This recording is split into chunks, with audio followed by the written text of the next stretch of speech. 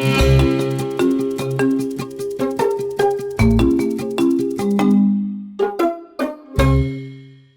everyone and welcome to Module 3 where I teach you how to never let anger get the best of you. So this has similar rules to the previous module where I went into the ground exercise and how you should use the worksheets in conjunction with it. It's the exact same with this, except I want you to focus on the overthinking worksheet. So again, practice this exercise and then go into the overthinking worksheet.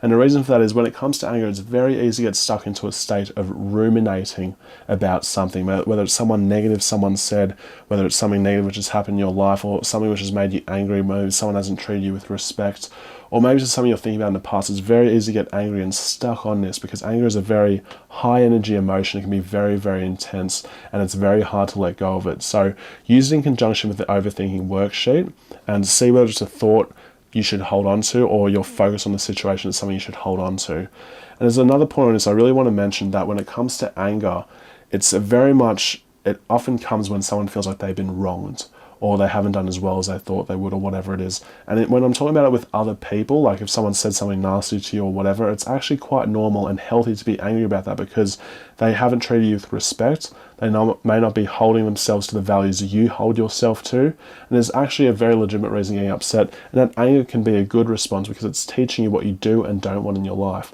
If someone has been doing something nice to you and it's unjust, you should be angry about it because it's not very nice. So when I say use this exercise to help with anger, it's good at letting it bubble down a little bit and not getting you into that red zone. But on the other hand, it should be used in conjunction with the worksheet.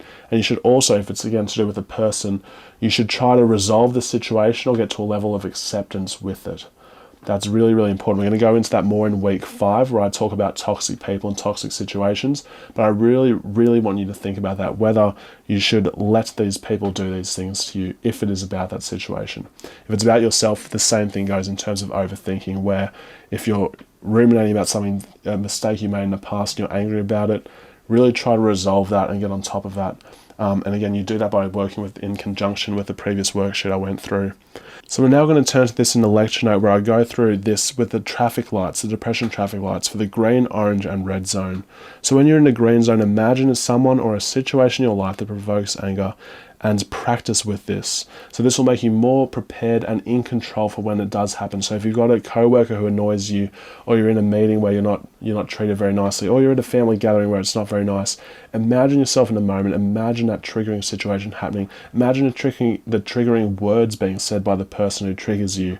Go as deep as you can. Again, the deeper you go, the more likely you'll win the war against depression. So go deep into that and try to practice it with this. So when I'm doing the anger exercise, which is in an MP3 file, practice it with this moment. And again, it's like riding a bike. It will get easier and easier once you get through the learning curve. So it's a great, really, really good idea to do this in the green zone when you have high capacity. In the orange zone, I want you to use it when you have a moderate amount of anger that you need to diffuse. So in that situation, that really helps prevent you from getting down to the red zone. Because again, anger can really just compile over time. It's like a snowball where if you're angry about something, it can get worse and worse and worse. And if you don't let go of it, you can explode and do something you'll really regret. So that's why it's great to use an orange zone before it goes too far into the red zone, so to speak.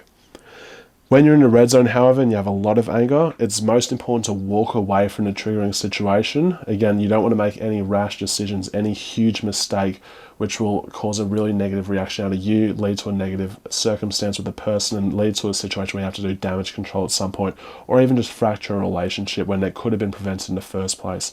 Again, this is sort of like the cyclone too, where once it's already hit, damage control is not that great compared to what would happen if you could prevent it in the first place, right?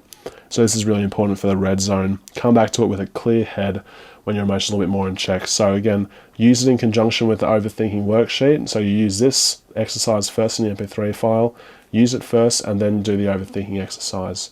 Now I'm going to share with you the MP3 file.